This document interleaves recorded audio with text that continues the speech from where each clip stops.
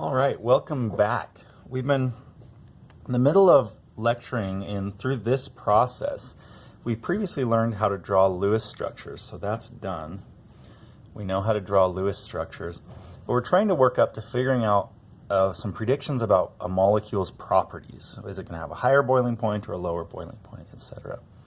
So the next step in this process that we need to talk about today is how to determine a molecule's shape. What's the accurate three-dimensional shape of any given molecule? So to do that, we use a theory called VSEPR theory. You'll notice right away that I'm not really pronouncing it the way it's spelled. VSEPR theory is valence shell electron pair repulsion theory. So it's valence shell electron pair repulsion theory. So that would be a little weird to say, VSEPR, and we just say VSEPR. When we talk about it among chemists. So, valence shell electron pair repulsion theory, or VSEPR theory, says that electron groups around the central atom of a molecule will be most stable when they are as far apart as possible. This allows us to predict the shape and bond angles in a molecule. So the best way to do this is just look at a molecule and talk about how it works. So if we're looking at this molecule, the Lewis structure we drew like this is CF4. CF4, oops, that's written very poorly, CF4, 4 fluorines, 1 carbon. We counted the total number of electrons, drew the skeleton, and then added in the rest of the electrons, and we get this, where carbon is bonded to 4 fluorines, and each one has an octet, and it worked out great. So we said, well, here it's shown as if there are like 90-degree bond angles, it's flat on a page, and that's not really the shape of this molecule. Really, the electrons groups would want to spread out as far apart as possible, and for that, when that happens, we would get this shape, this three-dimensional shape. And that's still drawn flat on a page, so let me show you what that represents. So this molecule here is what we're trying to represent. And so what we've shown there is that the fluorines here and here, the ones that we draw with a regular old line, are in the plane of the paper. And the other ones, the ones out here and behind, are shown with a wedge and a dash. The wedge here on the picture represents atoms that are sticking out toward you above the paper, and the dash represents atoms that are sticking back behind the paper away from you. So we're showing that this is the proper orientation for when there are 4 groups around a central atom, and we call that tetrahedral. Tetrahedral just means 4 sides, so we imagine this is like a pyramid that has 4 sides. One side is right here, another side is right here, another side is right here, and then one side is the bottom. It's a 4-sided pyramid, tetrahedral.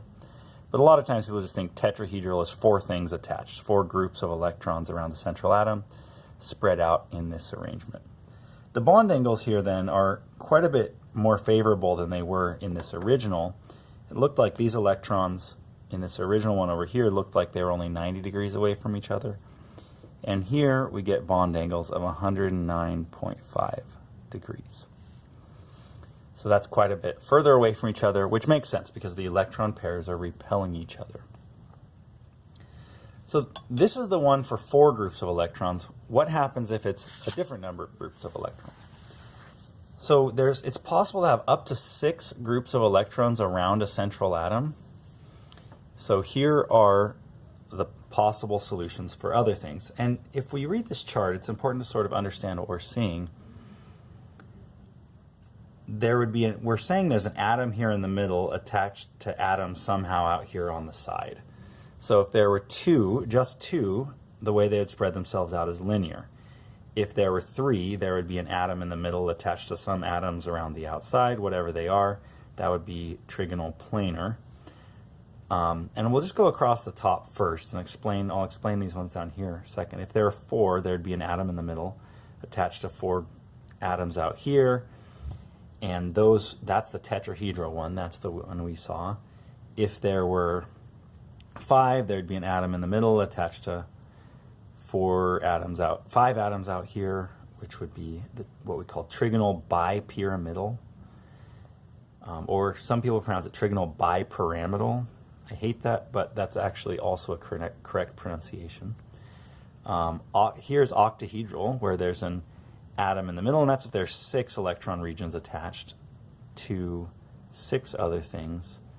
That would be called octahedral. So, those are your basic what we call prototype shapes for 2 regions, 3 regions, 4 regions, 5 regions, and 6 regions.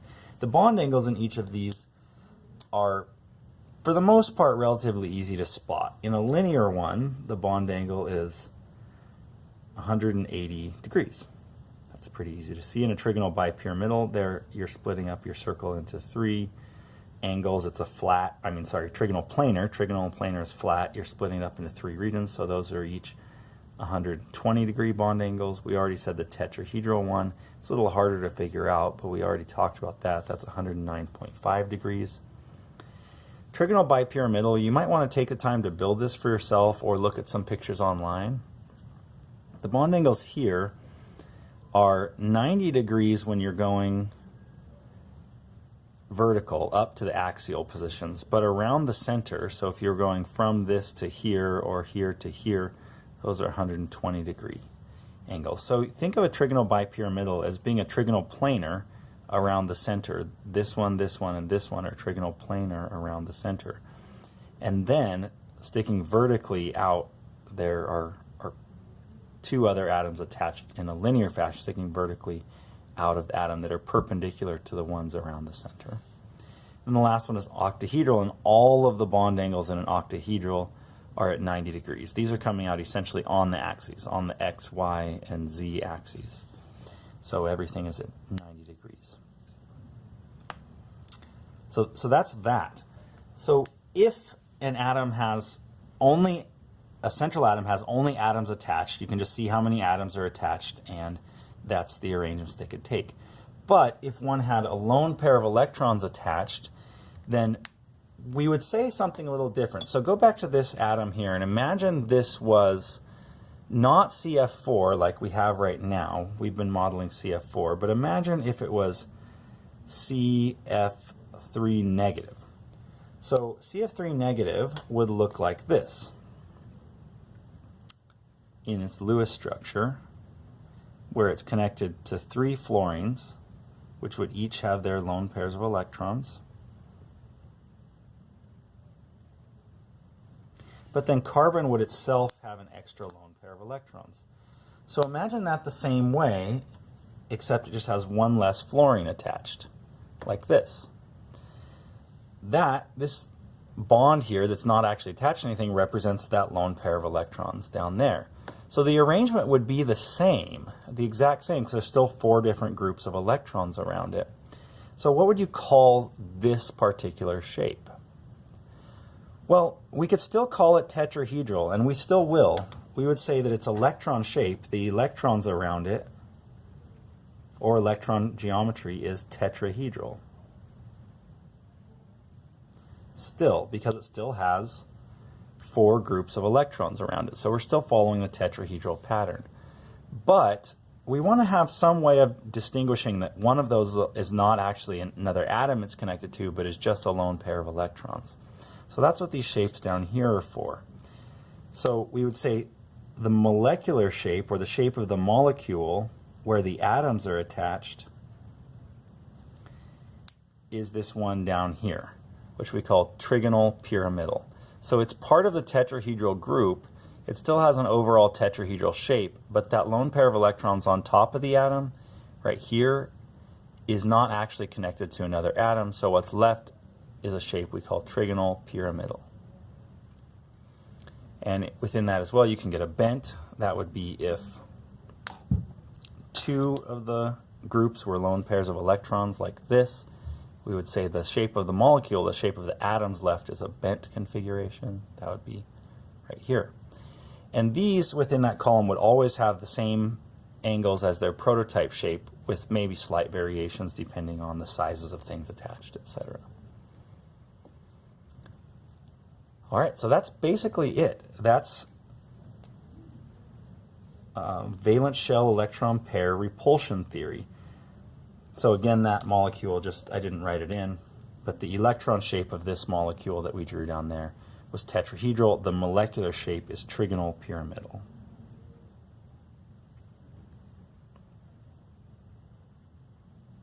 So we describe it both ways, as having electrons that arrange themselves in a tetrahedral fashion, but one of those groups of electrons isn't connected to another atom, so it's just trigonal pyramidal. So that's really it. All we have to do for valence shell electron pair repulsion theory is draw the Lewis structure. So we have to be able to draw a correct Lewis structure, then determine the number of electron groups around the central atom, and look it up on the chart to determine the corresponding electron shape. Then we have to pay attention to if some of those are lone pairs to determine the molecular shape. So let's do some practice. We've got 3 molecules that we've drawn the Lewis structures for already. And the first thing to do is to count the number of electron groups around the central atom. So we'll look here at the central atom. In this case is chlorine. How many electron groups are around chlorine? Well, 1, 2, 3, 4. So what's the electron shape around chlorine? If we go back to that chart, it hasn't changed.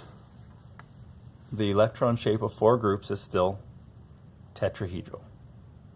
So, tetrahedral. 4 groups of electrons, we're always looking at tetrahedral.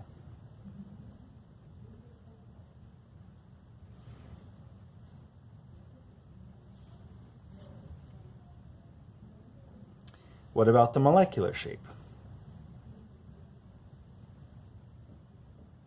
Well, there's only 2 atoms attached and 2 lone pairs, so all we have to do is, within that tetrahedral column, go down and say which shape has 2 lone pairs and 2 bonds to atoms. That's bent. So the molecular shape here would be bent. Let's try this one below. The central atom there, how many groups of electrons does it have?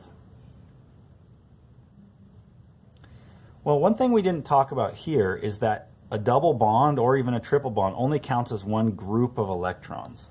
So when we're adding this up, how many groups of electrons does this have? Well, that's just one group. That's 2 groups. That's 3 groups. So 3 groups of electrons. So what does that make its electron shape? 3 groups of electrons is what we call trigonal planar.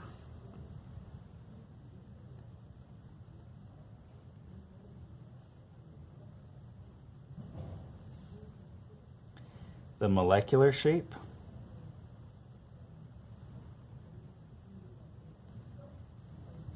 is, make sure we get this in here.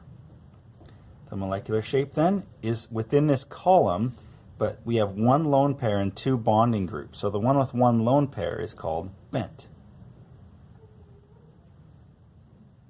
It's that simple, that straightforward. As long as you have the correct Lewis structure already drawn, you just count groups, find it for the electron shape in this first row, and then for the molecular shape, you just track down the column to find out which one it is by counting lone pairs, essentially. Let's try one more. Here you have P2H4. It's already drawn for us. How many groups are around phosphorus? 1, 2, 3, 4. So 4 electron groups. 4 electron groups is always an electron shape of tetrahedral.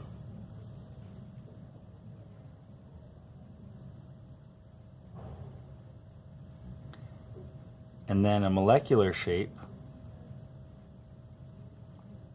of whatever's necessary based on the number of lone pairs. So 3 bonding groups, 1 lone pair is trigonal pyramidal.